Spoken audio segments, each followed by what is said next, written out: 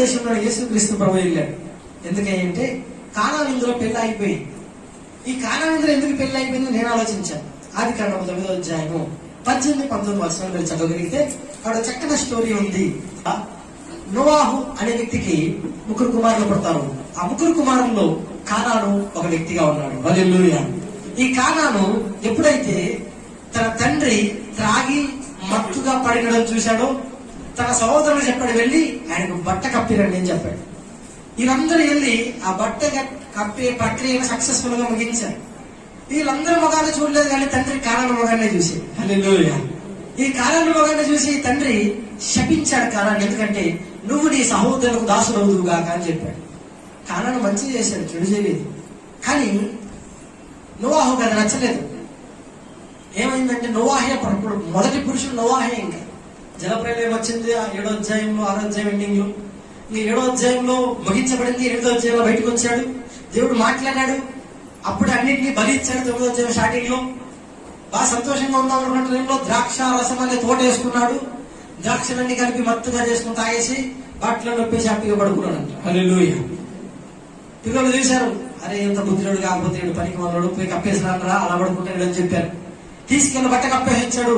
కప్పుతున్న ప్రక్రియలో ఒక మొగం చూశాడు కానాను. ఎంత ధైర్యం ఉంటే నా అనుమతి లేకుండా నా రూమ్ లోకి వచ్చి నన్ను చూస్తావని చెప్పి తన 2 అన్నదమ్ములకు నువ్వు దాసుడుగా ఉంటావు, నువ్వు శపించబడిన వ్యక్తిగా ఉంటావు అని చెప్పి. ఇకంతే, కానాను గురించి ఎవడు మాట్లాడలేదు. అదో పెండింగ్ కేసు అయిపోయింది. హల్లెలూయా. ఎందుకంటే శపించబడింది, ద్వారం లేదు, ఆశీర్వాదం లేదు, దేవుడి చేత దీవించబడిన వారని పేరు ఉంది వీరికి. ఇశ్రాయేలు ప్రజలుగా మార్చబడేది వీరిలో నుంచి వచ్చే వాళ్ళే. తేరాహు కుమారుడు అబ్రహాము జనంగా మార్చబడుతున్నాడు. వీరిలోనికి శాపం వస్తే ఎలా? శపించబడిన వీరు ఇశ్రాయేలు ప్రజలు ఒక రకంగా ఉన్నారు. ఈ వ్యక్తి ఒక దేశంలో ఒక చోటికి వెళ్లి ప్రాంతంలో నివసిస్తా ఉన్నాడు. ఈ వ్యక్తి పేరే ఆ ప్రాంతానికి వచ్చేసింది. హల్లెలూయా. అదే పేరే కానా అనే ఊరు. హల్లెలూయా. ఈయన పేరేమో కానాను, ఊరి పేరు కానా. అర్థమైంది? కొంతమంది తెలిసాడు రామయ్య కాలనీ అని ఒకటి ఉంది. కాలనీనే రామయ్యదా? కాదు, రామయ్య ఒక పేరు కాలనీకి పడింది అంతే. అదే విధంగానే ఈ కానాను యొక్క పేరు ఊరికి పడింది. ఈయన అక్కడ జీవించిన వాడు కాబట్టి ఆ ఊరికి కానాను పేరు పడింది. యేసుక్రీస్తు ప్రభు వారు వివాహాన్ని గౌరవించాలని చెప్పుకోవడం కంటే ముందు ఈ ప్రసంగాన్ని బట్టి ఆయన శాపాన్ని విమోచించడానికి వచ్చి పెండింగ్ కేసును మూసేసేకి వచ్చాడని చెప్పుకోవడం బెటర్. హల్లెలూయా. యోహాను సువార్త 2వ అధ్యాయం మొదటి నుంచి కొన్ని వచనాలు చదివితే 3వ దినమున గలిలయలోని కానా అనే ఊరిలో వివాహం జరిగాను. యేసు తల్లి అక్కడ ఉండేను. యేసు ఆయన శిష్యులను వివాహంలో పిలువబడి ద్రాక్షారసం అయిపోయినప్పుడు యేసు తల్లి వారికి ద్రాక్షారసము లేదని చెప్పగా యేసు ఆమెతో, అమ్మా నాతో నీకేమి పని, నా సమయం ఇంకనూ రాలేదు. హల్లెలూయా. స్టోరీ అంతా ఒకటే చెప్తుంది. ఏంటంటే కానాను శపించబడిన ఊరు. ఆయన ఊరిలో ఏ పెళ్లిళ్ళు కూడా బాగా జరగవు. అది చరిత్ర చెప్పిన సత్యం. ఏ ఒక్కడి పెళ్ళైనా బాగా జరిగిందంటే నిజంగా అది పుణ్యం పూసుకున్నవాడే అనుకోవాలి. కానీ వీడికి కూడా పెళ్లి చేస్తున్నారు వాళ్ళ ఇంట్లో వాళ్ళు. అదే ఊరిలో అనుకుంటున్నారు ఎప్పుడు ఆగిపోతుందా పెళ్లి అని. ఆ టైంలో యేసుక్రీస్తు ప్రభు వచ్చింది. హల్లెలూయా. అనుకుంటారు కేసు ఫైల్ పై నుంచి కిందకు వచ్చింది. ఆ రాత్రంతా ప్రార్థన చేసి వెళ్ళడం నేను కనుకుంటారు ఊరికే బాబు దేవుడితో టైంపాస్ చేసి అనుకున్నారా? ఏమేం చేయాలో రాత్రంతా వినడం, పద్దనంతా చేయడం, అదే పని అయింది. హల్లెలూయా. రాత్రి వెళ్ళడం, కేసు టేకప్ చేసుకోవడం, పద్దన రావడం, కేసు ఫినిష్ చేయడం. కేసు రెండవది ఏంటంటే కానా అనే ఊరిలో శపించబడిందయా, అన్యాయంగా శపించబడ్డాడు, తప్పు చేయకుండా శపించబడ్డాడు. దేవాది దేవుడుగా, ఇశ్రాయేలుకు న్యాయాధిపతిగా, భూమి మీద న్యాయం తీర్చే దేవుడిగా ఆ వ్యక్తికి న్యాయం తీర్చవా? కేసు వచ్చింది, పెండింగ్ కేసు. సర్లే నేను తయారు చేస్తాను.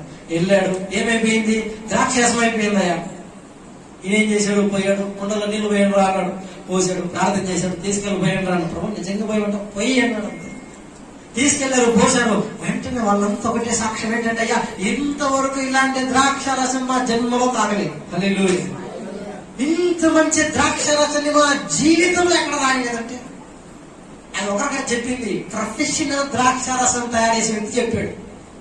ఆ బంతికి ప్రొఫెషనల్ వడ్డించే వ్యక్తి, భోజనంలో ప్రొఫెషనాలిటీ ఉన్న వ్యక్తులు చెప్పారు. ఇలాంటి ద్రాక్ష కానీ నా జీవితంలో తినలేదు, తాగలేదు, చూడలేదు.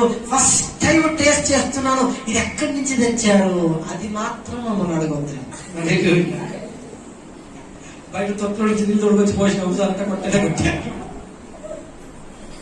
అది మాత్రం మనం అడగొద్దని, కానీ మంచిదే చేసాము. పెళ్లి కుమారుడు దగ్గర ఎక్కడి తెచ్చాయంటే మా అమ్మని అడిగాను. వాళ్ళని అడిగితే మరియమ్మని అడిగాను. మరియమ్మని అడిగితే నాకేం తెలుసు, ఆయన సమయం ఇంకా రాలేదన్నాడు, ఎప్పుడు వచ్చి చూద్దాం. హల్లెలూయా. ఒకరికొకరు చెప్పుకుంటూ వెళ్ళిపోయింది, కానీ కేసు ఎప్పుడో ముగించబడింది. హల్లెలూయా. పోయాడు, అద్భుతం చేశాడు. ఏ ద్రాక్ష రసాన్ని బట్టి శపించబడ్డాడో అదే ద్రాక్ష రసాన్ని బట్టి దీవించబడ్డాడు. ఇక్కడ చెప్పబడ్డాడు. హల్లెలూయా. ఏ ద్రాక్ష రసాన్ని బట్టి శాపమైందో అదే ద్రాక్ష రసము ఆశీర్వాదంగా మార్చాడు. అనుకున్నావా ఏదో ద్రాక్ష రసం అంటే ఏదో అయిపోయింది రసం, పాముంతా ఊరికే చేసింటాడు. కానే కాదు, అది ద్రాక్ష రసం చేత శపించబడ్డాడు. అదే ద్రాక్ష రసం చేతనే విడుదల కావాలి. ఏ ద్రాక్ష రసం శాపానికి కారణమైందో అదే ద్రాక్ష రసము. ఇది పాత ద్రాక్ష రసము కాదు, యేసుక్రీస్తు రక్తమునకు సాదృశ్యముగా ఉన్న ద్రాక్ష రసము. అనుకుంటాను ఆయన శిలువలో కార్చబోతున్న రక్తమునకు ప్రతిగా నేను ముందే చూపించాడు. నేను మీకు సువాసనగా మీ జీవితంలో ఇటువంటి దాన్ని స్వీకరించలేదు, ఇంత దీవెన ఎప్పుడు ఇవ్వలేదన్న గొప్ప ఆశీర్వాదాన్ని నా రక్తము ద్వారా మీ ప్రజలందరికీ ఇవ్వబోతున్నారు. హల్లెలూయా. హల్లెలూయా. కేవలం యేసుక్రీస్తు రక్తములోని ద్రాక్షారసములుగా మారిన దాంట్లోనే అంత మాధుర్యత, అద్భుతమైన పొగడ్తలు వస్తే తన రక్తము కార్చాడు. వాక్యము చెప్పబడింది, తన చివరి రక్తము బట్టు వరకు కార్చి నిన్ను తన కుమారుడిగా స్వీకరించుకున్నాడు. హల్లెలూయా. హల్లెలూయా.